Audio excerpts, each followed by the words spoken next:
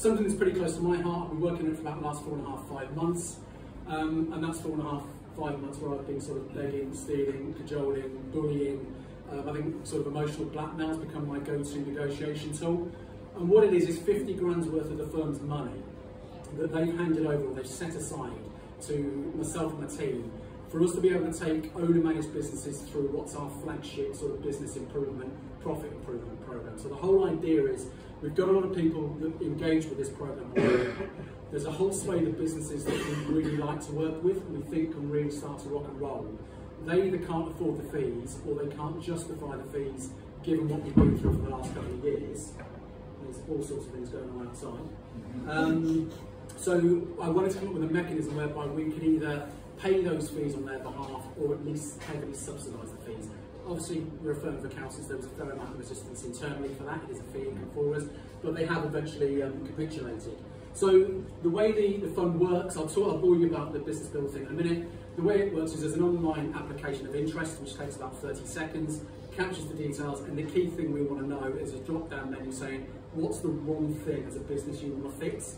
And we've actually seen a lady after this who's come up with on there. She just simply said, I need to get more profit in the business, there's not enough money coming out to me in the business. So we're going to sit down there and see if we can do anything. Grant panel meet twice a month. I'm on that panel, but I'm obviously the guy that would sign off on every single application. There's a couple of other people in the firm that are there that sort of look at the criteria and yank my leash a little bit. And just for clarity, we're predominantly looking for match funding against the existing fees. There's a small scholarship fund, as we're calling it, whereby we'll pay all the fee, but we're looking for match funding. And what that match is, we're quite agnostic about. So whether it's a 20% match, 50% match, whatever, it will depend on each individual business that we see.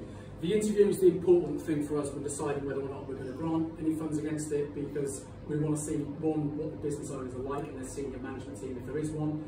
Two, can we help with what they identify as their major issue, because if we can't, then we're not interested in getting involved in wasting everyone's time. And we will usually look to go and see the business. Some have asked for telephone interviews, and I'm a bit reluctant about that, because if the owner manager won't engage in at least giving us a couple of hours of their time to talk to them, then it doesn't generally bode too well. So as I say, it's about reaching the fees for this thing, and this is a program we've been running for several years now, and it was kind of born out of a frustration that we felt with, back in 1998, I did some research on behalf of the profession, the accountancy profession, looking at profitability rates, success rates, survival rates within owner-managed businesses, and they were pretty shockingly bad. I revisited it in about 2014-15, and nothing had really changed. So the success rates were about the same, the profitability rates were the same. People tend to enjoy their business for the first 2, 3, 4 years, and then it kind of goes off the boil a bit. And all the frustration when you consider what businesses have seen in that time. We've had the advent of cloud, we've had the advent of cloud accounting. There's now a myriad of different financing options available for owner-managed businesses that never existed even 7 or 8 years ago. We've got cheap travel, the challenger banks, which have done some really interesting stuff, and the rise of social media. You can now market your business, communicate with customers and promote free in a way you never could. And yet, despite all of that, owner-managed businesses still tend just not to work. It's the owners that tend to work. So that was what gave rise to the Business Builder initiative. It's a multi-level development program. So pretty much if you're an owner-managed business that meets the criteria of the micro, small and medium, if you've got less than 250 employees, then we're interested in talking to you. The key aim of it is to make a business more profitable, successful or enjoyable. And we don't define that, it's the client that defines that. So the client says to us, this is what I want to achieve. The money back guarantee, just jump into the bottom, is then attached to that. So if they say, I want to achieve this, and we say we can help you do that, they pay us a fee, and if we don't achieve that, then we hand them the money back. And that's completely subjective, so there's a risk on us, but it's subjective on them to decide if we've hit the targets they've set, and whether they're going to want their money back. It is a structured program, so it's certainly not prescriptive. We don't run workshops and hand out forms and all that sort of stuff, but there is a pattern that we try to follow through, and it comes to 5 main headline areas of any business: sales, marketing, operations, your people, and then finally your finance. That's what we're interested in. Anyone who's got cash issues, so whether they're always worried about the VAT bill or a POE bill, or they're always hard on their overdraft, we want to talk to them. Profit issues, so if they're just not getting enough money out of the business. This lady this afternoon, she just is not earning enough from the business. Increasing the sales, which is really my specialist area, so looking at sales disciplines, improving margins, driving sales up. People just want to get out, so that's selling it or passing it on if it's succession planning. Big one for our clients seems to be just enjoying life a bit more, so spending less time working and more time out and about, on holiday with their families and that sort of thing.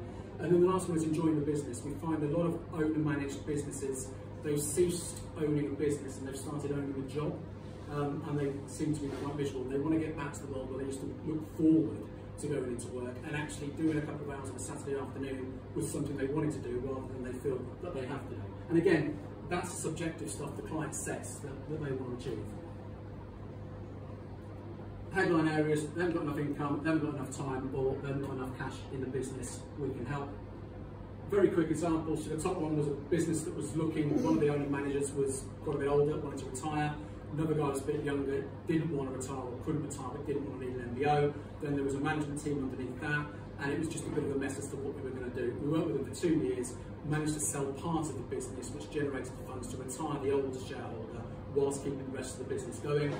A sales team overhaul. This was a business that had grown very well actually. They'd grown from about 1.2, 1.3 million to over 2 million in sales, but their margins had fallen off a cliff later, and it was a cost of acquisition issue. So they didn't really have a sales team as such, but there's certain disciplines that we could introduce into the business to drive the sales forward without recruiting a sales team. A turnaround we got involved in, a steel fabrication plant, £1 million losses when we called in. We had a £300,000 profit, we walked away. We did have to go through a formal insolvency mechanism to achieve that, and it took 3 years. And possibly my favourite job of the lot. Insolvency, I do enjoy it. It's the dark side of the force, but I do enjoy it. Business we're working with now that Eleanor knows, 2 brothers, fantastic backstory, really fantastic backstory. They've been trading about 2 years and they're just in a mess. So they've run with a lot of different projects. They've got an investor who's not really an investor, who's a bit of an investor. The T's and C's aren't tied down. There's definitely a great business there somewhere. They're just in an utter mess and they need sorting out. And then we do a lot of work around business angels. So businesses that are looking to raise equity finance, always debt for growth, is another area that we do a lot of work in. And all our business angels are local, by the way, they're not outside. Testimonials. So the first one I love will actually be mandatory. Second one was a chain of coffee shops that they wanted to sell because it's a husband and wife team that was spending all hours of every day working in this. We were with them for about 9 months and they actually decided not to sell the business. So they've got to that stage of starting to enjoy it again. And then the final one, the whole idea that I won't use the language because I don't know anyone here well enough. We're very much of the view that you can manage bad news in your business. What you can't manage is just make-believe.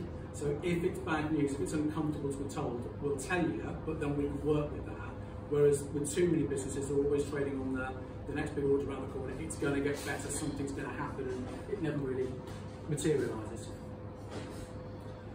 In terms of how you get involved, we've got some landing pages and some info online. We're not really shouting about this because we'd much rather speak to people like you who either got your own businesses, friends and family in business, you've got clients or contacts, and you're thinking actually they can do with this sort of support. So drop us an email and we can send you the landing pages, but we're not going to stick them up on Google and that sort of thing. But there is additional info. Talk to us, Eleanor's my colleague is here today, so we can gladly have a chat now. Give us a call or drop us an email is always the easiest way.